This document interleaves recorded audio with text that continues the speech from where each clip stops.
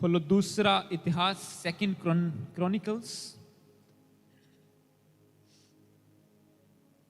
दूसरा इतिहास second Chronicles chapter 16, 16 अध्याय होता। सेकंड क्रॉनिकल्स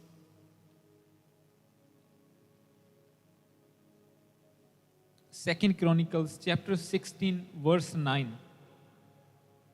दूसरा इतिहास ਉਹਦਾ 16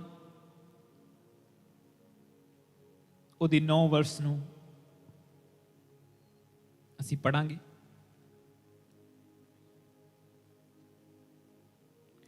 सेकंड क्रॉनिकल्स चैप्टर 16 वर्स 9। इस वचन में लिखा है, देख यहोवा की दृष्टि सारी पृथ्वी पर इसलिए फिरती रहती है कि जिनका मन उसकी ओर निष्कपट रहता है, उनकी सहायता में वह अपनी सामर्थ दिखाए। हालेलुया। मैं इंग्लिश पढ़ांगे। ਇਹਦੇ ਵਿੱਚ ਲਿਖਿਆ, for the eyes of the Lord run to and fro throughout the whole earth to give strong support to those whose heart is blameless toward him। कहते वचन कहता है, जिस बंदे का, जिस इंसान का मन परमेश्वर के सामने निष्कलंक है, ब्लेमलेस है, उसे उसकी सहायता करने के लिए, उसकी मदद करने के लिए परमेश्वर अपनी सामर्थ दिखाता है। He gives strong support. Punjab Hindi में, इंग्लिश में लिखा स्ट्रॉन्ग सपोर्ट, यानी कि परमेश्वर अपनी पूरी ताकत दे नाल, अपनी पूरी सामर्थ के साथ उस बंदे की सहायता करता है जिसका मन परमेश्वर के सामने निष्कलंक है। तो ये वचन क्या कहता है? ये एक इंडिविजुअल की बात करता है।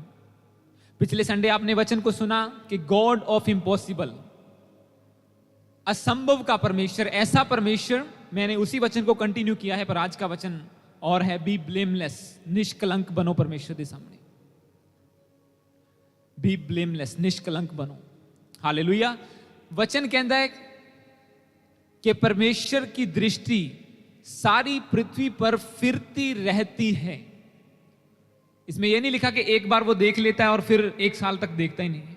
इसमें लिखा, इसको दोबारा पढ़ेंगे, देख यहोवा की दृष्टि, यानी कि उसकी नजर सारी पृथ्वी पर इसलिए फिरती रहती है कि जिनका मन उसकी ओर निष्कपट रहता है, उनकी सहायता में वह अपनी सामर्थ दिखाए। ਅਸੀਂ वचन ਨੂੰ पढ़िया पिछले संडे और सुनिया और उससे मनन किया कि गॉड ऑफ इम्पॉसिबल, परमेश्वर बड़े बड़े चमत्कार करने वाला परमेश्वर है। आप ध्यान से उसी वचन को हम कंटिन्यू कर रहे हैं। परमेश्वर बड़े बड़े चमत्कार, उसने समुंदर 2 भाग कर दिया। मैंने आपको 3 एग्जाम्पल दी थी। उसने शेरों के मुंह को बंद कर दिया डैनियल के सामने, और उसने मरियम की जिंदगी में वो किया जो इम्पॉसिबल था, वो ब्लेसिंग जो इम्पॉसिबल थी। एक इंसान की सहायता के बिना, यानी कि रिलेशन के बिना, परमेश्वर कहता है इंसान की जरूरत नहीं है, अगर मैं करने पे आ जाऊं तो सब कुछ पॉसिबल है। हालेलुया। वो कहता है इंसानों पर भरोसा मत रखो। वो कहता है श्रापित है जो बंदा इंसानों पर भरोसा रखता है, पर ब्लेस्ड है जिसका भरोसा अपने परमेश्वर यहोवा पर है। हालेलुया। तो साडा भरोसा किहदे उपर है? हालेलुया। परमेश्वर सच्चे जिंदा यहोवा दे उपर, यीशु मसीह दे उपर। तो परमेश्वर का वचन यही कहता आज कि बी ब्लेमलेस। डैनियल के जब हम वचन को पढ़ते हैं, जब हमने पढ़ा पिछले संडे, उसमें लिखा कि डैनियल से राजा ने पूछा कि क्या तेरा परमेश्वर तुझे बचा पाया? जिसकी तू उपासना करता है, क्या वो तुझे बचा पाया? डैनियल ने कहा, हां राजा, मेरी कुछ भी हानि नहीं हुई। परमेश्वर ने अपना दूत भेजकर शेरों के मुंह को ऐसा बंद कर दिया कि वो मेरी कुछ भी हानि नहीं कर सके। पर अगली लाइन में वो कहता है क्योंकि मैं परमेश्वर के सामने और तेरे सामने निर्दोष पाया गया। आज हम देखते हैं कि बड़े मिरेकल हुए। मूसा के साथ परमेश्वर तू समुंदर 2 भाग करता, साडा भी समुंदर 2 भाग हो जाए। तू ओदे शेरां दे मुंह नूं बंद किया, साडे गवांढियां दे मुंह नूं बंद कर। पर जो बिहाइंड द सीन उसका रीजन क्या है, क्योंकि हर एक वचन के पीछे एक रीजन है, हर एक मिरेकल के पीछे एक रीजन है। यहां पे वचन कहता है कि परमेश्वर की दृष्टि धरती के ऊपर, सारी पृथ्वी पर इसलिए फिरती रहती है कि वो देखे कि कौन सा बंदा जो है वो निष्कलंक है, कौन सा बंदा है जो पाप में नहीं गिरा, कौन सा बंदा है जो शाम को ठेके की बजाय पर बाइबल लेके बैठा हुआ है, कौन सा बंदा है जो संडे को घूमने जाने की बजाय चर्च में बैठा हुआ है, कौन सा बंदा है जो वचन को पहल दे रहा है ना कि अपनी किसी चीज को। उसने कहा सारी पृथ्वी पर इसलिए फिरती रहती है, परमेश्वर इसलिए नहीं। और हम सोचते हैं कि हम हमेशा बोलते हैं कि परमेश्वर एक बुरे काम कर रहा है तो फल क्यों नहीं मिल रहे हैं। परमेश्वर कुछ टाइम के लिए उसको इग्नोर करता है। परमेश्वर इग्नोर करता है क्योंकि वो कहता है, वो नहीं चाहता कि अच्छी फसल भी खराब हो जाए जब वो जड़ी बूटियों को, दूसरे बेकार बूटियों को उखाड़े। आप वचन पढ़ा है ना आपने नए नियम में, उसने कहा कि एक किसान ने बीज बोया, उसने मान लो कनक बो दी, वीट की खेती की, उसने कनक बो दी और उसके बीच में पंजाबी जी कहते गुल्ली डंडा भी उग गया, उसमें अलग अलग बूटियां भी उग गई। और परमेश्वर के चले कहते कि क्यों परमेश्वर क्यों नहीं उखाड़ता इन बुरे चीजों को, मतलब किसान क्यों नहीं बीच में। वो कहता है कि नहीं, वेट करो, जब फसल पक जाएगी, जब कटनी का टाइम आएगा, जब कंबाइन चलेगी तो तूड़ी पीछे उड़ जाएगी और कनक टैंकी में चली जाएगी ऑटोमेटिक। परमेश्वर कहता है मैं छांटी लगाऊंगा। वो देखता है, पर इस टाइम परमेश्वर ये देखता है कि मेरा काम करने वाला बंदा कौन है, कौन सा बंदा है जो निर्दोष है। वो दृष्टि फेरता है चारों ओर, हर रोज 24 घंटे। बाइबल कहती ना वो सोता है ना उगलाता है, वो हमेशा पृथ्वी पर देखता रहता है कि कोई बंदा मिले जिसमें वो अपनी सामर्थ को प्रकट करे। अगर मूसा के सामने समुद्र 2 भाग हुआ, अब लाठी तो उसने दिखाई थी, परमेश्वर ने कहा मेरी ओर क्या देखता है, तेरे हाथ में लाठी है, ऐसे कर और समुद्र 2 भाग हो जाएगा। और हुआ भी उसी के थ्रू हुआ, उसने नहीं किया पर उसके थ्रू हुआ। अगर मूसा ये कहता कि नहीं परमेश्वर, वो पहले नाना का नहीं कर रहा था, नहीं प्रभु मैं थत्था, मैं नहीं जा सकता, मैं कैसे जाऊं, मैं कल्ला कितना 6 लाख बंदे छुड़ा ले, वो लोग तो इतने सामर्थी हैं, इजिप्ट तो इतना बड़ा, मैं कैसे जाऊं परमेश्वर। पर परमेश्वर कहता है कि क्योंकि तू निर्दोष है, तेरे जैसा नम्र कोई भी नहीं है, इसलिए मैं तुझे ही इस्तेमाल करूंगा, भाग ले जितना भागना है। योना कहता है परमेश्वर, योना नबी दी स्टोरी ऐसी पढ़ी है, कहता परमेश्वर मैं नहीं जाऊंगा, उत्थे था बंदा मार के बाद कसूर पूछ दिया, मैं कैसे जाऊं इस शहर को बचाने के लिए। परमेश्वर कहता है नहीं, मैंने तुझे चुन लिया, तुझे जाना पड़ेगा। भागा, इधर भागा, उधर भागा, समुद्र की गहराई में चला गया, मछली के पेट में जाके, फिर बोलता है सीधा होके नहीं परमेश्वर मैं तैयार है काम करने के लिए। परमेश्वर देखता है कि कौन सा बंदा निष्कलंक है। अगर आप निर्दोष हैं परमेश्वर के सामने, एक दिन आएगा प्रभु आपको चुन लेगा, फिर आप भाग नहीं सकते, फिर आपको परमेश्वर इस्तेमाल करेगा। जैसे उसने मूसा को किया, डैनियल को किया, उसने मरियम को इस्तेमाल किया। प्रभु इस्तेमाल करता है हर एक बंदे को, पर उससे पहले वो देखता है कि क्या बंदा निर्दोष है कि नहीं। अगर आप कहते हैं कि नहीं, बहुत से लोग करप्ट हैं, वो भी चला रहे हैं सारा कुछ, वो भी काम चल रहा है, उनका भी सब कुछ चल रहा है, तो परमेश्वर कहता है वेट करो, जब कटनी का टाइम आएगा सब कुछ लेवल हो जाएगा। हालेलुया। या तो बंदा तौबा करेगा या फिर जो परमेश्वर का दूसरा वचन कहता है उधर जाएगा। वो कोई भी इंसान हो सकता है, किसी भी इंसान के ऊपर, क्योंकि परमेश्वर कहता है आप देखो क्या आप निष्कलंक हैं परमेश्वर के सामने। आप कहते हैं परमेश्वर मेरी इस मुसीबत को दूर कर, मेरी ये प्रॉब्लम हल हो जाए। जैसे मूसा के सामने समुद्र भी 2 भाग हुआ, मेरे सामने ये प्रॉब्लम, ये चैलेंज 2 भाग हो जाए। पर परमेश्वर कहता है क्या तू निष्कलंक है, अपने आप को आप हम जानते हैं। वचन कहता है कि कोई भी इंसान, किसी भी इंसान को कोई इंसान ज्यादा नहीं जानता, वो खुद जानता है। उसकी अंतर आत्मा, उसका विवेक जानता है कि तू पाप में है या तू सच्चाई पे चल रहा है या तू झूठ बोल रहा है या तू क्या कर रहा है। इंसान को इंसान की आत्मा के बिना और कोई नहीं जानता और दूसरा परमेश्वर जानता है। पर अगर धरती की बात करें, इंसान खुद ही जानता है। और वचन कहता है कि परमेश्वर, इसको हम दोबारा पढ़ेंगे वचन को, ये पावरफुल है, ये परमेश्वर ने मुझे एक पर्पस के लिए दिया, पर जब वो पूरा होगा मैं आपको बताऊंगा। देख, यहोवा की दृष्टि सारी पृथ्वी पर इसलिए फिरती रहती है कि जिनका मन उसकी ओर निष्कपट रहता है, उनकी सहायता में अपनी सामर्थ को दिखाए। मतलब परमेश्वर तैयार है आपकी सहायता करने के लिए, वो तैयार है हमें आगे बढ़ाने के लिए। परमेश्वर सिर्फ इतना चाहता है कि हम उसके सामने निष्कलंक चलते रहें, हम घिरे ना पाप में। जब चारों ओर पाप बढ़ता हुआ देखें, करप्शन बढ़ती हुई देखें, तो हमारा मन कहीं करप्ट ना हो जाए परमेश्वर के सामने। ऐसा ना हो कि वो हमारी ओर देखे और हम पाप में गिरे हुए हों, क्योंकि वचन कहता है तुम कुछ नहीं जानते कि परमेश्वर किस घड़ी आ जाएगा। कई बार बंदे को लगता है यहां कौन सा मुझे कोई देख रहा है, पर वचन क्या कह रहा है जो आज हम पढ़ रहे हैं? वो कहते हैं कि वो 24 घंटे उसकी नजर हमेशा धरती पर रहती है। इसको मैं प्रैक्टिकली समझाने के लिए हम आप जाएंगे इससे अगले वचन में। इसी का दूसरा इतिहास, उसका 26 चैप्टर खोलेंगे और 26 का 3 और 5, फिर 16 और 19। सेकंड क्रॉनिकल्स चैप्टर 26 वर्स 3 से लेके 5 तक और 16 से लेके 19 तक। पहले हम 26 की 3 से 5 तक पढ़ेंगे। दूसरा इतिहास उसका 26 का 3 से लेके मैं पढ़ूंगा। इसमें लिखा, मैं 2 से पढ़ देता हूं। इसमें लिखा, जब राजा अमस्या अपने पुरखाओं के संग सो गया, तब उज्जियाह ने एलोता नगर को दृढ़ करके यहूदा में फिर मिला लिया। जब उज्जियाह राज्य करने लगा, तब वह 16 वर्ष का था और यरूशलेम में 52 वर्ष तक राज्य करता रहा। उसकी माता का नाम यकिल्या था, जो यरूशलेम की थी। जैसे उसका पिता अमस्या किया करता था, वैसे ही उसने भी किया जो यहोवा की दृष्टि में, उसने भी वही किया जो यहोवा की दृष्टि में ठीक था।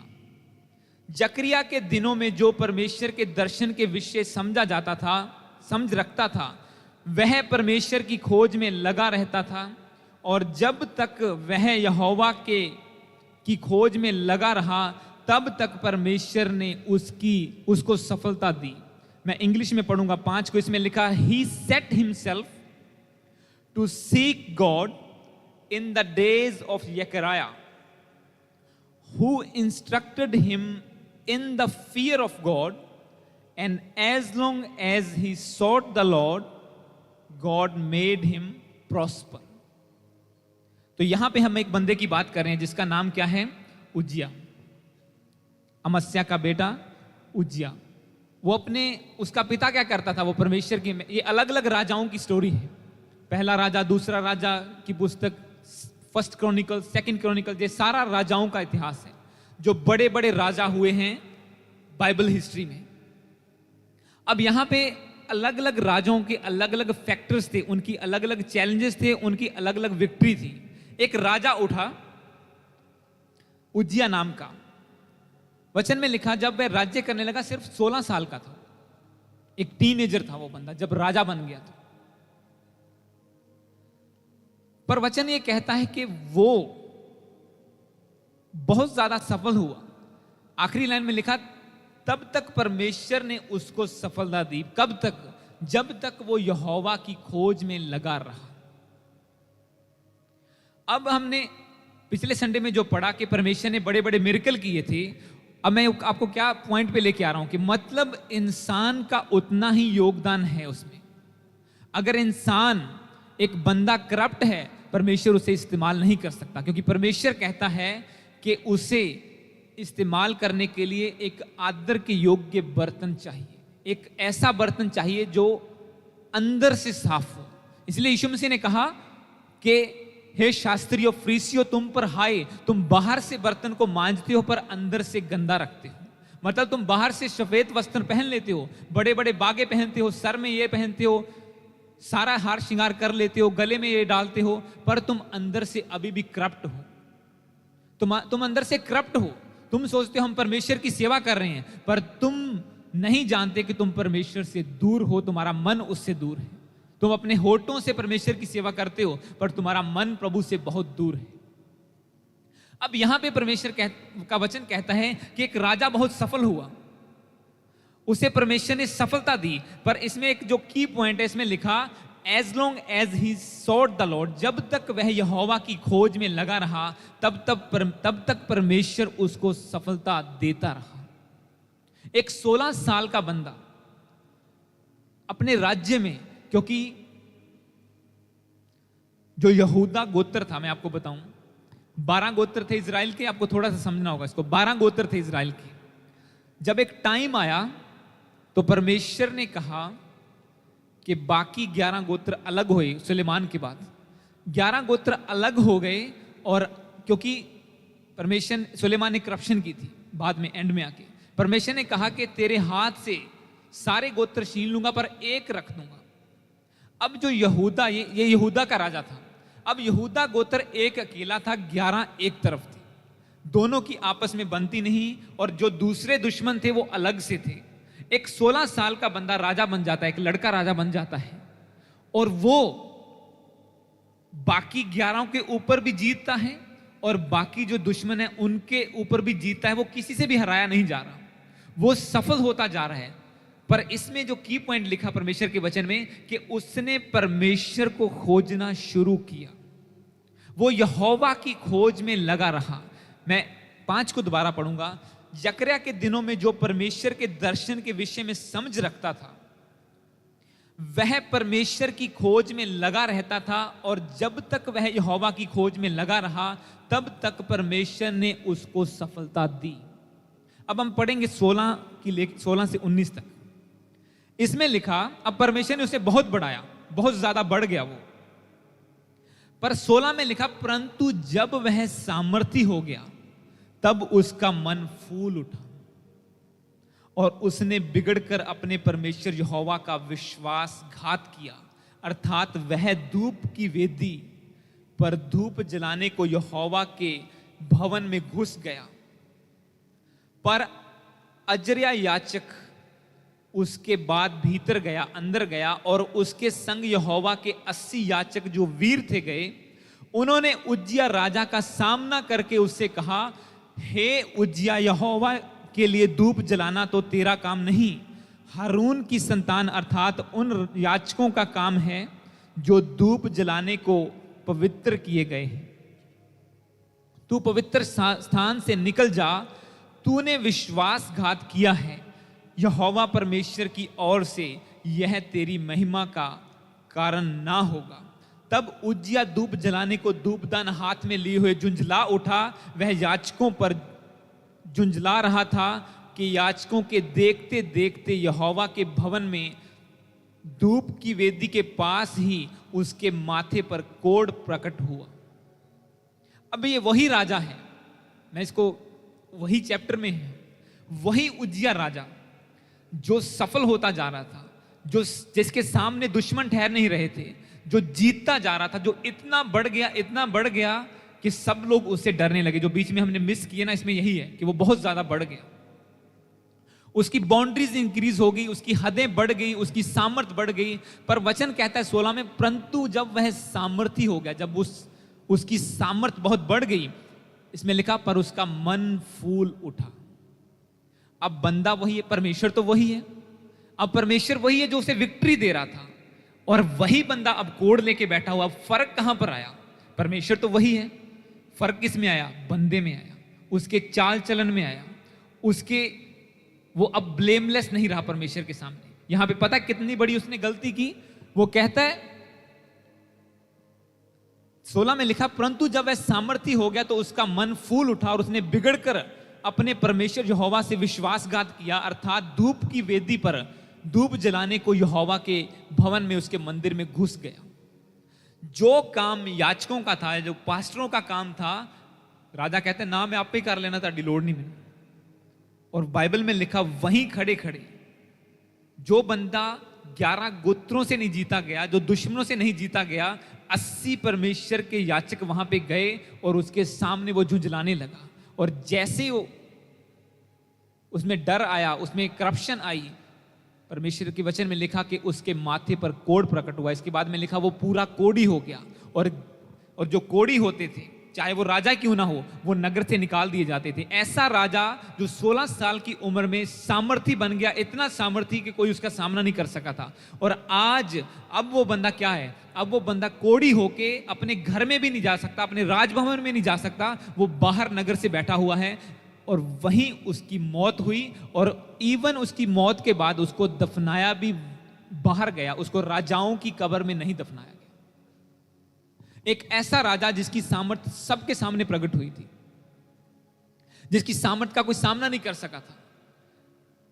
अब एक बंदे के ऊपर डिपेंड करता है। मैंने क्यों वचन शुरू किया कि ब्लेमलेस बनो, परमेश्वर के सामने निर्दोष बनो, क्योंकि वचन हमने पहला क्या पढ़ा? परमेश्वर की दृष्टि सारी धरती पर लगी रहती है कि वो ऐसे बंदे को ढूंढे जो निष्कलंक हो और उसमें अपनी सामर्थ को प्रकट करे। अब एक बंदा परमेश्वर को मिल गया, इसने क्या किया?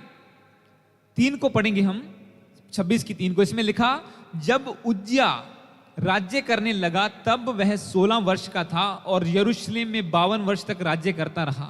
उसकी माता का नाम यकिल्या था और वह यरूशलेम की थी। जैसे उसका पिता मस्या किया करता था वैसे ही उसने भी किया जो यहोवा की दृष्टि में ठीक था।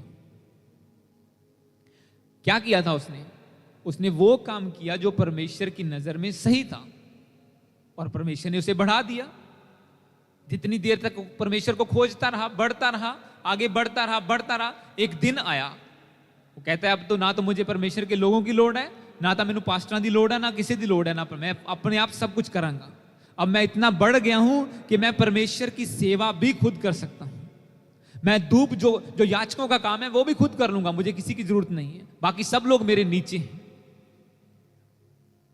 अमीरी, पैसा, बिजनेस का फलवंत हो जाना, अगर आपको परमेश्वर के सामने फूल गए आप, और ये लोग है कि नहीं पास्टर के पास क्या है, मैं तो इतना अमीर हूं, मैं सपोर्ट करता हूं चर्च को, मैं सब कुछ करता हूं, मैं स्पॉन्सर करता हूं, ऐसा करता हूं, अगर आप फूल गए तो वो दिन दूर नहीं है जब इसी राजा की तरह परमेश्वर आपको भी नीचे कर देगा। क्योंकि वचन सच्चा है, वो कभी टलता नहीं है, वचन कभी भी टलेगा नहीं। वचन में लिखा जमीन आसमान टल जाएंगे पर वो लिखा हुआ है उसमें एक बिंदु भी पूरी हुए बिना नहीं रहेगी। ये स्टोरियां हमें क्यों लिख के इतनी बड़ी बाइबल क्यों बनाई गई है? ताकि हम समझ सके परमेश्वर काम कैसे करता है, वो कैसे हमको बढ़ा सकता है, हम कैसे बढ़ सकते हैं। अब बढ़ाना परमेश्वर के हाथ में है, पर कितना बढ़ना ये आपके हाथ में है। जितने आप परमेश्वर के सामने निष्कलंक होकर चलते जाएंगे, दीन रहेंगे, नम्र रहेंगे, परमेश्वर की सेवा में, उसकी अधीनगी में चलते जाएंगे, परमेश्वर आपको बढ़ाता जाएगा। पर जिस दिन आप फूले तो जैसे ये राजा कोढ़ी हुआ, कोढ़ी मतलब कि बेकार हो जाना, एंटर भी नहीं कर सकता था वो। उसके बाद जो बंदा राजा की कुर्सी पर बैठता था, शानो शौकत से जीता था, पर वो वहां चला गया जहां पे उसका जाना सही नहीं था। उस स्थान पर, पवित्र स्थान पर, जहां पे सिर्फ जो पवित्र किए हुए याचक लोग जाते थे, वो वहां पे चला गया। और जब ये वहां पे गया तो उसका डाउनफॉल शुरू हो गया उस दिन से। अब परमेश्वर ने तो इम्पॉसिबल काम कर दिया, वो तो गॉड ऑफ इम्पॉसिबल। अगर इस सिचुएशन में बंदा बोले, अगर आज का बंदा बोला कि ले परमेश्वर ने मेरे साथ क्या किया है, अब लोग बातें करेंगे, आस पड़ोस देखेंगे कि ये बंदा तो चर्च जाता है, क्या हुआ इसके साथ, पर वो पर्सनली आपको नहीं, आपके अंदर को नहीं जान सकते कि ये बंदे ने पाप किया है। ये चर्च तो जाता था पर साथ साथ में कुछ गलत मूवीज भी देखता था, चर्च तो जाता था पर साथ साथ में कभी कभी नशा भी करता था, चर्च तो जाता था पर इसकी नजरें गलत थी, ये दूसरों की निंदा करता था, जेलसी इसके मन में थी। और वचन कहता है कि जितने शरीर के कामों पर मन लगाते हैं वो परमेश्वर के राज्य में शामिल नहीं हो सकते। जेलसी, निंदा, लीला क्रीड़ा, ऐसे ऐसे बहुत से काम बाइबल में लिखे हुए हैं। जो इन पर ध्यान लगाएगा, वचन कहता है वो कभी परमेश्वर के राज्य में, यानी कि उतना नहीं बढ़ सकता जितना परमेश्वर उसको बढ़ाना। वो चाहे शरीर में, पैसे में बढ़ सकता है, करप्शन करके, बुरे काम करके, पर जो परमेश्वर आपको देना चाहता है, जो राज्य, वो उसमें नहीं शामिल हो सकता। एक वचन को आगे हम पढ़ेंगे, इसी से रिलेटेड है। 28 की दूसरा क्रॉनिकल्स 28, इसके 2 चैप्टर अगर आप आगे आएंगे तो उसका 22 से लेकर 27 तक हम पढ़ेंगे। सेकंड क्रॉनिकल्स चैप्टर 28 वर्स 22 से लेके 27 तक।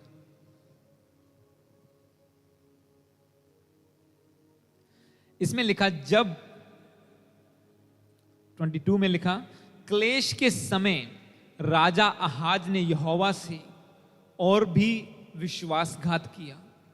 उसने दमिश्क के देवताओं के लिए जिन्होंने उसको मारा था बलि चढ़ाया, क्योंकि उसने यह सोचा कि अरामी राजाओं के देवताओं ने उनकी सहायता की तो मैं उनके लिए बलि चढ़ाऊंगा कि वे मेरी भी सहायता करें। परंतु वे उसके और सारे इज़राइल के पतन का यानी कि डाउनफॉल का कारण हुए। फिर आहाज ने परमेश्वर के भवन के पात्र बटोर कर तुड़वा डाले और यहोवा के भवन के द्वारों को बंद कर दिया और यरूशलेम के सब कोनों में वेदियां बनाई। यहूदा के एक एक नगर में उसने पराए देवताओं को धूप जलाने के लिए ऊंचे स्थान बनाए और अपने पितरों के परमेश्वर यहोवा को रिस दिलाई यानी कि क्रोध दिलाया। उसके और कामों और आदि से अंत तक उसकी पूरी चाल चलन का वर्णन यहूदा के इज़राइल के राजाओं के इतिहास की पुस्तक में लिखा है। अंत में आहाज अपने पुरखाओं के संग सो गया और उसको यरूशलेम नगर में मिट्टी दी गई, परंतु वह इज़राइल के राजाओं के कब्रिस्तान में पहुंचाया ना गया। उसका पुत्र हिजकिय्याह उसके स्थान पर राज्य करने लगा। अब यहां पे एक और राजा की बात मैं आपको बता रहा हूं जिसका नाम आहाज है। वचन में लिखा, जब उसके ऊपर problem I, at the time of challenge, distress के टाइम में, क्लेश के समय में राजा ने क्या किया। ये बहुत से क्रिश्चियंस का या बहुत से लोगों का भी ये प्रॉब्लम चलती रहती है कभी कभी, जो सच्चे मन से प्रभु के साथ नहीं जुड़ते। आपको ये कभी नहीं भूलना है कि वचन में कहीं नहीं लिखा कि तुम्हारे ऊपर चैलेंज नहीं आएगी, कहीं नहीं लिखा कि बीमारी या प्रॉब्लम नहीं आएगी। वचन कहता है दुश्मन आएगा एक रास्ते से, भागेगा 7 रास्तों से। बीमारी आएगी, वो तुम्हें मार ना पाएगी क्योंकि वो मृत्यु के लिए नहीं, वो परमेश्वर की महिमा के लिए है। तुम आग में से होके गुजरोगे, वो तुम्हें जला नहीं पाएगी। अब यहाँ पे पर जब क्रिश्चियन अल्टरनेटिव ढूंढने लग जाते हैं, नहीं इधर जाके देख लेने, इधर जाके देख लेने, यहाँ से तो चर्च में तो कुछ बात नहीं बन रही, यहाँ पे जाते हैं, वहां पे जाते हैं, अलग अलग जगहों पर जाना शुरू कर देते हैं, तब उनका हाल वचन कहता है पहले से भी बुरा हो जाता है।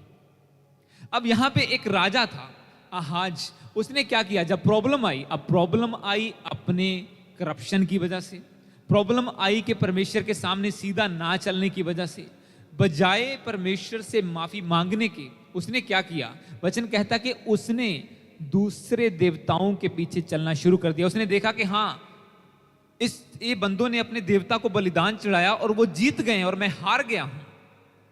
और उसने कहा मैं भी ऐसा करता हूं, इनके देवताओं के सामने बलिदान करता हूं, ये मुझे भी जिताएंगे, जो कि इम्पॉसिबल है। अगर आप परमेश्वर के चुने हुए हैं तो आप दूसरी तरफ जाएंगे भी तो भी आप हारेंगे, तो भी आप जीत नहीं सकते, क्योंकि आपका एक ही परमेश्वर है जो गॉड ऑफ इम्पॉसिबल है, जो असंभव का परमेश्वर है। वही अगर आपकी जिंदगी में प्रॉब्लम आ भी गई है, वही हर असंभव काम को संभव करेगा, दूसरा कोई नहीं कर सकता। जिधर मर्जी भाग लो, जो मर्जी तागे तवीज पालो, जो मर्जी कर लो, पर अगर हल होगा आपकी मुश्किल का तो वो परमेश्वर के घर से ही होगा, वो परमेश्वर के वचन से होगा, उसकी प्रेजेंस से होगा। उसके बिना आप जिधर भी भागोगे, कोई भी आपके मसले का हल नहीं कर सकता। टेम्परेरीली कोई जादू टूना चल सकता है, पर बाद में आप डबल प्रॉब्लम में फंस सकते हैं। जैसे इस राजा के साथ हुआ, उसने सोचा कि हाँ मैं भी वहां जाता हूं, ये लोग जीत रहे हैं, जो वो अपने देवताओं को मानते थे, उनके सामने बलिदान हुआ और वो जीतने लगे। और जैसे वो जीते, इसने कहा मैं भी ऐसा करता हूं, मैं भी उनके देवताओं के पास जाता हूं, कोशिश करके देखता हूं। जैसे उसने कोशिश की, वचन में लिखा कि वो मारा गया। और ये राजा है वो जिसकी मैं बात कर रहा था, परंतु वह इज़राइल के राजाओं के कब्रिस्तान में पहुंचाया ना गया। जहां मर गया वहीं उसको दफना दिया।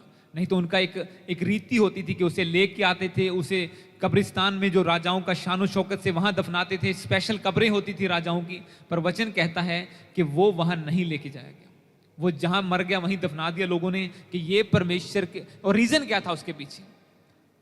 जो लोग अधीनगी में चलते थे उन्होंने क्यों छोड़ दिया उसको? रीजन क्या था? क्योंकि परमेश्वर के साथ करप्ट हो जाना, परमेश्वर के सामने निर्दोष ना रहना। क्योंकि सबसे इंपॉर्टेंट हमारे लिए बात यही है, अगर हम इम्पॉसिबल को पॉसिबल होता हुआ देखना चाहते हैं, हमें परमेश्वर के सामने निष्कलंक चलना होगा। एक वचन को हम आगे पढ़ेंगे, शायद मैं लास्ट वचन को आज पढ़ूंगा, और भी है पर हम लेट हो जाएंगे। जोशुआ 1, बुक ऑफ जोशुआ, यहोशू की किताब,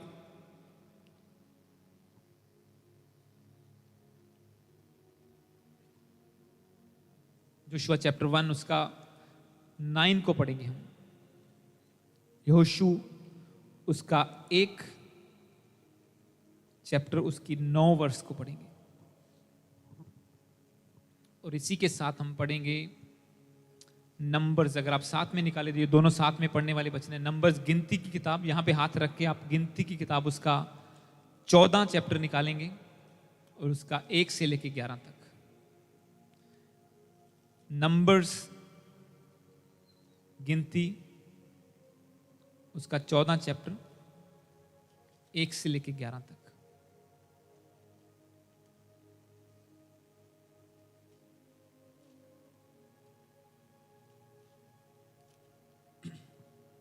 तो पहले हम पढ़ेंगे योशू उसका 1 उसकी 9।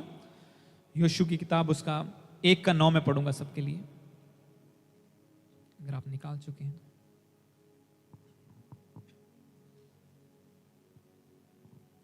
योशुआ चैप्टर 1 वर्स 9, इसमें लिखा, क्या मैंने तुझे आज्ञा नहीं दी, हिवाए बांध कर दृढ़ हो जा, भय ना खा और तेरा मन कच्चा ना हो, क्योंकि जहां जहां तू जाएगा वहां वहां तेरा परमेश्वर यहोवा तेरे संग होगा। योशुआ के साथ परमेश्वर ने बहुत सारे प्रॉमिस किए। ये पीछे 1 से लेके जब आप पढ़ते हैं उसमें अलग अलग प्रॉमिस हैं। तू जहां कदम रखेगा मैं जमीन तेरे अधीन कर दूंगा, दुश्मन तेरे सामने ठहर नहीं पाएगा। परमेश्वर ने कहा, क्या मैंने तुझे आज्ञा नहीं दी, हिवाए बांध कर दृढ़ हो जा, भय ना खा यानी कि डर ना, और तेरा मन कच्चा ना हो, क्योंकि जहां तू जाएगा वहां तेरा परमेश्वर यहोवा तेरे संग रहेगा। अब यहां पे अगर आप देखो, योशू को परमेश्वर इतना बड़ा प्रॉमिस कर रहे हैं, क्योंकि बाइबल में कुछ भी इत्तेफाक से नहीं होता है। अगर मूसा के सामने समुद्र 2 भाग हुआ, वो इत्तेफाक से नहीं हुआ। अगर डैनियल के सामने शेरों के मुंह बंद हुए, वो इत्तेफाक से नहीं हुआ।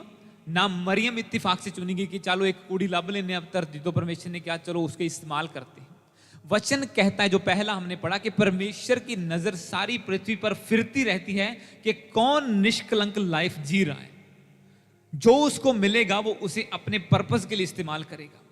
यहोशू जो बंदा था, आपको पता है इजरायली जब छुड़ाए गए 6 लाख थे, पर जो प्रॉमिस लैंड में पहुंचे वो सिर्फ 2 थे उस जनरेशन से। आगे उसकी जनरेशन बढ़ती गई, पर जो ओरिजिनली इजिप्ट से निकले थे 6 लाख थे, जो एस्टिमेट बाइबल में गिनती दी गई है। और उसके बाद जो प्रॉमिस लैंड में कनान में पहुंचने वाले सिर्फ 2 बंदे थे, और यहोशू उनमें से लीडर था। 2 में से भी यहोशू टॉप पे था। क्या परमेश्वर ने इत्तेफाक से कहा? परमेश्वर कहता है कि जहां तू जाएगा, जैसे मैं मूसा के साथ था, मैं तेरा परमेश्वर तेरे संग रहूंगा। जिस जमीन पे तू कदम रखेगा मैं तेरे अधीन कर दूंगा, दुश्मन तेरे सामने ठहर ना सकेंगे। अगर हम दूसरे वचन को पढ़े जो मैंने अभी आपको बताया, नंबर्स 14, गिनती की किताब उसका 14 उसकी 1 से लेके 11 तक पढ़ेंगे। इसमें आपको इसकी समझ लगेगी बैकग्राउंड। इसमें लिखा, तब सारी मंडली चिल्ला उठी। गिनती 14 उसकी 1 में लिखा, तब सारी मंडली चिल्ला उठी और रात भर वे लोग रोते रहे, और सब इजरायली मूसा और हारून पर बुड़बुड़ाने लगे। और सारी मंडली उससे कहने लगी, भला होता कि हम मिस्र में ही मर जाते या इस जंगल में मर जाते। यहोवा हमको उस देश में ले जाकर क्यों तलवार से मरवाना चाहता है? हमारी स्त्रियां और बाल बच्चे तो लूट में चले जाएंगे। क्या हमारे लिए अच्छा नहीं कि हम मिस्र देश को लौट जाएं? फिर वे आपस में कहने लगे, आओ हम किसी को अपना प्रधान बना लें और मिस्र देश को, यानी कि जहां से निकले थे, वहीं को लौट जाएं। तब मूसा और हारून इजराइलियों की सारी मंडली के सामने मुंह के बल गिरे, और नून का पुत्र यहोशू और यपुन्ने का पुत्र कालेब, जो देश के भेद लेने वालों में से थे, अपने अपने वस्त्र फाड़कर इजरायलियों की सारी मंडली से कहने लगे, जिस देश का भेद लेने हम इधर उधर घूम आए हैं वह अत्यंत उत्तम देश है। यदि यहोवा हमसे प्रसन्न हो तो हमको उस देश में जिसमें दूध और मधु की यानी कि शहद की धाराएं बहती हैं पहुंचाकर उसे हमें दे देगा। केवल इतना करो कि तुम यहोवा के विरुद्ध बलवा ना करो और ना उस देश के लोगों से डरो, क्योंकि वह हमारी रोटी ठहरेंगे। शाया उनके ऊपर से हट गई है और यहोवा हमारे संग है, उनसे ना डरो। तब सारी मंडली चिल्ला उठी कि इन पर पथराव करो। तब यहोवा का तेज मिलाप वाले तंबू में सब इजरायलियों पर प्रकाशमान हुआ। तब यहोवा ने मूसा से कहा, वे लोग कब तक मेरा तिरस्कार करते रहेंगे और मेरे सब आश्चर्य काम देखने पर भी कब तक मुझ पर विश्वास ना करेंगे। अब आपको पता चला क्यों परमेश्वर ने सिर्फ 6 लाख लोगों में से योशू को कहा कि योशू जहां तू जाएगा मैं तेरा परमेश्वर तेरे संग रहूंगा। क्योंकि जब 6 लाख लोग थे, 12 लोग उनमें से चुने गए कि जाओ वो सामने देश को देख के आओ, कि परमेश्वर ने कहा कि मैं तुम्हें ये देश देने वाला हूं, देख के आओ वहां पे कैसे लोग हैं, क्या हम जीतेंगे कि नहीं जीतेंगे। जब वापस आए उनमें से 10 लोग कहने लगे, ना ना ना, उत्थे बड़े बड़े बड़े लोग, क्या वहां पे दानव रहते हैं, वहां पे ये है वो हमें खा जाएंगे, जिंदा चबा जाएंगे। और सब लोग बुड़बुड़ाने लगे। सिर्फ उन्होंने देखा नहीं था, सिर्फ बातें सुन के बुड़बुड़ाने लगे, हाँ परमेश्वर ने मारता सानू, क्यों उत्थे लेके आ गया, अच्छा था हम मिस्र में थे, गुलामी में अच्छे थे, ये छुटकारे में आके इतने बड़े पंगों में क्यों पड़ गए, क्यों हमारे ऊपर विरोध आ रहा है। हम वहां जाते थे हमें कोई कुछ नहीं बोलता था, जैसे चर्च आने लगे सब बोलने लगे हैं, वो तू पुट्ठे पंगे च पै गया, तू ऐसा कर लिया, तूने वैसा कर लिया। हम, क्योंकि बाइबल कहती है ये रास्ता तंग है, हमने क्यों तंग रास्ता चुन लिया? क्योंकि वचन कहता है, परमेश्वर के वचन में कहा कि जब योशू बोला और कालेब बोला जो उसके साथ था, 12 में से 6 लाख में से 12 चुने गए कि जाओ देख के आओ। 12 में से 10 डर गए, 2 बोले कि नहीं, अगर परमेश्वर हमारे संग है तो हम डेफिनेटली उस देश के ऊपर विक्ट्री पाएंगे। जब परमेश्वर ने योशू से बोला कि मैं तेरा परमेश्वर तेरे संग रहूंगा, पर आप देखो उससे पहले उसके मुंह का अंगीकार, कमिटमेंट क्या थी कि तुम परमेश्वर के सामने बलवा ना करो, कुड़कुड़ाओ मत, अगर वो हमारे साथ है तो वो हमें विक्ट्री भी देगा। पहले उसने कंफर्म किया कि हाँ परमेश्वर हमारे साथ है, वो हमें विक्ट्री देगा। जब चैलेंज सामने था, जब प्रॉब्लम सामने थी, तब उसने कहा कि परमेश्वर हमारे साथ है, वो हमें विक्ट्री दे देगा। और अब जब उसकी बारी आई तो परमेश्वर ने कहा हाँ अब मैं भी तेरे भी साथ हूं। और एक राजा जिसकी हमने स्टोरी पढ़ी, वो हार गया और वो दूसरे देवताओं के पास भाग गया, इधर उधर भटकने लगा, चल इधरों गल बांट दे, चल इधरों बांट दे, इधरों बांट दे। अगर प्रॉब्लम के समय भी आपका अंगीकार ये है कि नहीं, जिस परमेश्वर को मैं सेवा करता हूं, जिसको मैं मानता हूं, चाहे प्रॉब्लम बड़ी है, वो मुझे बाहर निकालेगा, आज निकाले, कल निकाले, 1 साल बाद निकाले। डैनियल ने क्या बोला? शद्रक मेशक नगोदो ने अब क्या बोला? डैनियल ने क्या बोला कि हाँ जिस परमेश्वर के सामने मैं सेवा करता हूं, मैं प्रार्थना करता हूं, वो मेरे सामने शेरों के मुंह को भी बंद कर देगा। और ऐसा ही हुआ उसके साथ। उसने नहीं कहा कि हाँ राजा चल मैं तेरी गल मान लेना, मैं प्रार्थना करनी छड़ देना, 1 महीने दी तो गल है, मैं प्रार्थना करनी छड़ देना, कोई गल नहीं, मैं तेरी आज्ञा मान लेना। उसने कॉम्प्रोमाइज नहीं किया। उसने कहा चाहे प्रॉब्लम है, परमेश्वर मेरे साथ है, वो मुझे छुड़ाएगा। और जब उसके मुंह का अंगीकार ये हुआ, तो जब वो वाकई प्रॉब्लम में फंसा, शेरों के सामने डाला गया, तो उसने कहा परमेश्वर ने अपना दूत भेजा और शेरों के मुंह को बंद किया। जब मरियम के पास दूत आया, उसने कहा यहोवा का फेवर तेरे ऊपर हुआ है, परम प्रधान की छाया तुझ पर आई है, उसका अनुग्रह तुझ पे हुआ है, जा यहोवा तेरे संग है। दूत ने उसको कहा जय तेरी है, विक्ट्री तेरी है। उसने कहा जैसा तेरा वचन है वैसा मेरे साथ होने दे। जबकि उसके सामने बहुत बड़ी प्रॉब्लम खड़ी हो गई थी कि एक कुंवारी प्रेग्नेंट होगी तो लोग क्या बोलेंगे, वो मुझे पत्थर मार के मार सकते हैं। उसके सामने बहुत बड़ी प्रॉब्लम खड़ी हो, वो डरी नहीं, उसने कहा नहीं, उसने कहा ठीक है जैसा तेरा वचन है वैसा होने दे। अगर परमेश्वर मेरे संग है तो ये समाज मुझे मार नहीं पाएगा। ये लोग मुझे मार नहीं पाएंगे, जिसने मुझे चुना है वो मुझे बचाएगा भी बचाएगा। हालेलुया। तो यहां पे योशू के बारे में हम पढ़ते हैं, जिस तरह परमेश्वर तो मूसा के साथ था, हो सकता है बाकी लोग भी बोलते हो कि जैसे तू मूसा के साथ था परमेश्वर मेरे हमारे साथ भी हो। पर परमेश्वर का वायदा किसके ऊपर पूरा हुआ? जो बंदा पहले परमेश्वर के साथ था, जिसने प्रॉब्लम में परमेश्वर को नहीं छोड़ा, तो उसकी प्रॉब्लम में परमेश्वर ने भी उसे नहीं छोड़ा। जिसने चैलेंज देख के अपना मुंह नहीं फिरा लिया कि परमेश्वर तू तो मेरी हेल्प नहीं करता, मैं तो चलने इधर हूं, मैं तो इधर हूं चलने, वहां पे इलाज हो जाएगा, वहां पे हो जाएगा, ये लोग कुछ कर देंगे, ऐसे वाले कुछ कर देंगे। हम उन चीजों का नाम नहीं लेते, पर आप जानते हैं मैं क्या बात कर रहा हूं। हालेलुया।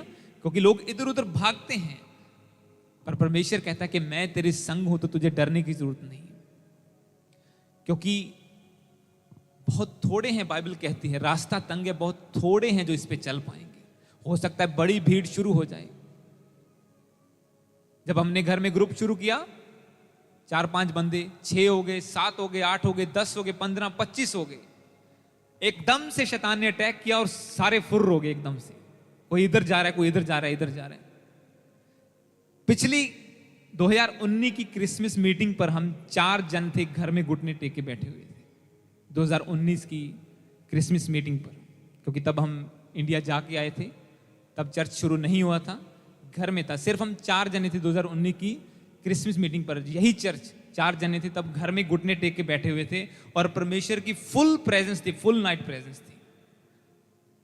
अगर परमेश्वर साथ था, और तब जब थोड़े 1-2 जने और आए, कुछ फैमिलीज और जुड़ी 1-2, और तब एकदम से, मैं कल रात को बात कर रहा, एकदम से हम प्रार्थना कर रहे थे, उस रात नहीं एक और रात को हम प्रार्थना कर रहे थे, और एकदम से मुंह से निकला कि हाँ परमेश्वर कहता है छोटा झुंड हजारों में बदल जाएगा, देख चारों ओर से लोग तेरी ओर आ रहे हैं। इशाया 60 की 1 जो परमेश्वर ने मुझे रेमा वचन दिया था, उठ प्रकाशमान हो जा, तेरा प्रकाश आया है, यहोवा का तेज तेरे ऊपर प्रकट हुआ है। देख पृथ्वी पर अंधेरा छाया, पर यहोवा तेरे ऊपर उदय हुआ है, उसका तेज तेरे ऊपर प्रकट हुआ है। परमेश्वर कहता है देख चारों दिशाओं से लोग तेरी ओर आ रहे हैं, राजा तेरे आरोहण के प्रताप के लिए आएंगे। तेरे ऊपर जो लाइट शाइन हुई है, राजा लोग उसे देखने के लिए आएंगे। और तब परमेश्वर ने एकदम से मुंह से निकाला कि पॉलिटिशियंस लोग इस चर्च में आएंगे। आप सोचो 5 बंदे घर में बैठे, ग्रुप में कोई चर्च नहीं है, कुछ नहीं है, कोई उम्मीद नहीं है, जेडे 4 बंदे से वो भी भज गए, और परमेश्वर वचन दे रहा है कि नहीं पॉलिटिशियंस लोग इस चर्च में आएंगे। और आपने लास्ट संडे क्या देखा? MP इस चर्च में थे। हालेलुया। कौन मेंबर ऑफ पार्लियामेंट एक्स हैं, वो चेयरमैन हैं ओटारा पापाटोई काउंसिल बोर्ड के। और मंडे को शाम को फिर हम डिनर में उनके साथ थे, चर्च को आगे लेके जाने के लिए डिस्कस कर रहे थे।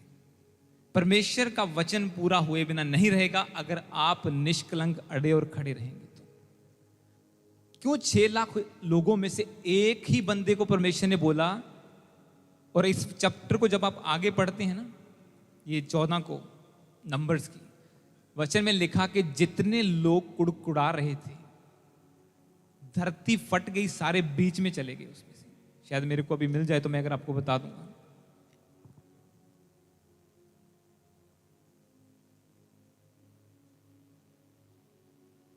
अगर 29 को पढ़ें, शायद वो तो नहीं है मेरे पास, पर 29 में लिखा इसी की, नंबर्स की 14 की 29, तुम्हारे शव इस जंगल में पड़े रहेंगे और तुम सब के सब 20 वर्ष के या इससे अधिक आयु के जितने गिने गए थे मुझ पर बुड़बुड़ाते थे, उनमें से यपुन्ने का पुत्र कालेब और नून का पुत्र यहोशू को छोड़ कोई भी उस देश में जाने ना पाएगा जिसके विषय में मैंने शपथ खाई थी कि तुम को उसमें बसाऊंगा।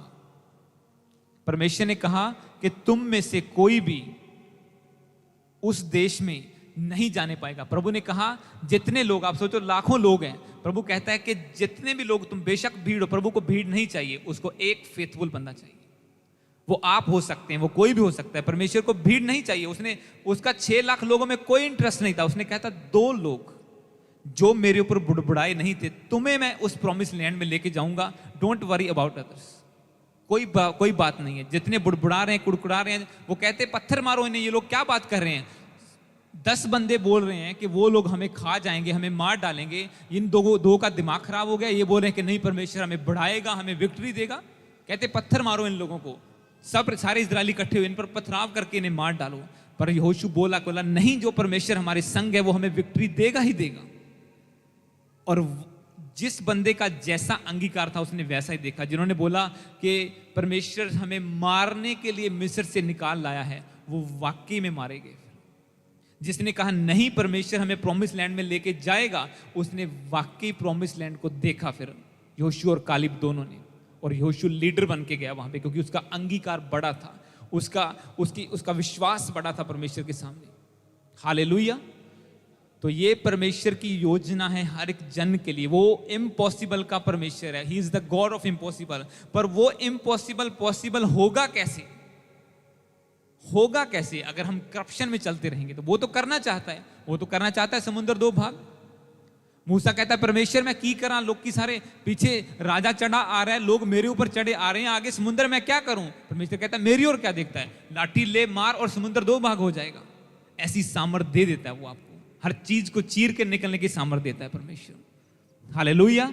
एक लास्ट वचन को हम पढ़ेंगे और इसी वचन से हम प्रार्थना करेंगे, जो दूसरा रेमा वचन है मेरा। आज इस वचन से हम प्रार्थना करेंगे, इसके बाद सब जन खड़े होकर भजन संहिता 45 उसकी 7 साम्स, मुझे याद है पर मैं खोलना चाहूंगा, खोल के पढ़ने में ज्यादा मजा आता है। भजन संहिता 45 उसकी 7।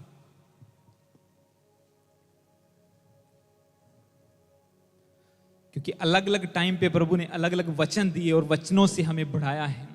यह भी एक वचन है जब प्रभु ने दिया, जब पास्टर होने के लिए मेरा अभिषेक किया गया था। इसमें लिखा, मैंने कहा प्रभु मैं कैसे सेवा करूंगा? प्रभु ने कहा भजन संहिता 45 की 7 में, तूने धर्म से प्रीति और दुष्टता से बैर रखा है, इस कारण परमेश्वर ने, हां तेरे परमेश्वर ने तुझको तेरे साथियों से अधिक हर्ष के तेल के साथ अभिषिक्त किया है।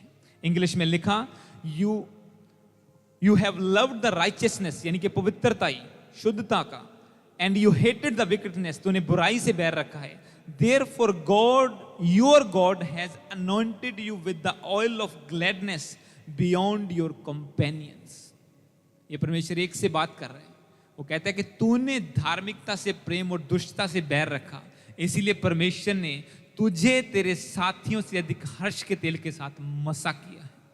मैं भी पूरे झुंड में एक समान था, हम सब लोग ऐसे लाइव मीटिंग अटेंड करते थे, पर जब प्रभु ने पास्टर होने के लिए चुना तो मैं बोला प्रभु मैं कैसे करूं, कैसे करूं? एकदम से परमेश्वर का वचन आया, तूने धार्मिकता से प्रेम दुष्टता से बैर रखा, इसीलिए तेरा अभिषेक अलग हुआ। इसका मतलब ये नहीं बाकी करप्ट थे, पर किसका क्या level of righteousness, level of thinking किसका क्या है। मैंने आपको बोला कितना आप बढ़ना चाहते हैं ये आपके ऊपर डिपेंड करता है। परमेश्वर तो आपको अनलिमिटेड बढ़ाना चाहता है, वो काउंटलेस बढ़ा। जब शुरू में चर्च हुआ, पहला चर्च शुरू हुआ जब चेलों का, वचन में लिखा वो 12 थे, 120, 200, 500, एक दिन में 3000 बपतिस्मे हुए। एंड में उन्होंने गिनना ही छोड़ दिया, बोले यार गिनती के बाहर ही हो गया, केड़ा रोज रोज गिने। इतना चर्च बढ़ गया पहला, क्योंकि वो फुली डेडिकेटेड थे, एक टीम बन के। वचन में लिखा सब लोगों में सब कुछ साझा था, उसका कुछ भी बटा हुआ नहीं था। जो लोग करप्शन करने की कोशिश कर रहे थे वो टिक नहीं पाए वहां पे। आपने हन्ना और सफीरा की स्टोरी पढ़ी, जब जमीन बेची थोड़े से पैसे रख लिए, बाकी दे दिए, क्या किसी को पता चलेगा? पर पवित्र आत्मा ने पतरस पर जाहिर किया, उसने कहा तूने करप्शन की है। और वचन में लिखा दोनों एक ही दिन में मर गए वहां पर, परमेश्वर की सेवा करते हुए भी, टाइथ देते हुए भी, फिर भी मर गए। क्यों? मन में करप्शन रखी उन्होंने, निष्कलंक नहीं रहे चर्च में आते हुए। आज भी परमेश्वर ऐसा ही करता है, हमने प्रैक्टिकली अपनी आंखों से देखा है। ऐसा नहीं कि परमेश्वर बोलेगा चल ये तो 10 के जाने है ना, जो 2 जाने अगर माड़े भी है तो यूज कर लेना, कोई गल नहीं। नो, परमेश्वर ने 5 में भी शांति की है, 10 में भी की है, 25 में भी किया, और आज भी वो करता है। आज भी वो करता है, वो शुरू से करता है। परमेश्वर ने ऐसा नहीं कहा चल इतना चर्च बढ़ गया, सब लोग कंट्रीब्यूट कर रहे हैं, चल 2 बंदों ने थोड़ी सी करप्शन कर ली तो कोई बात नहीं।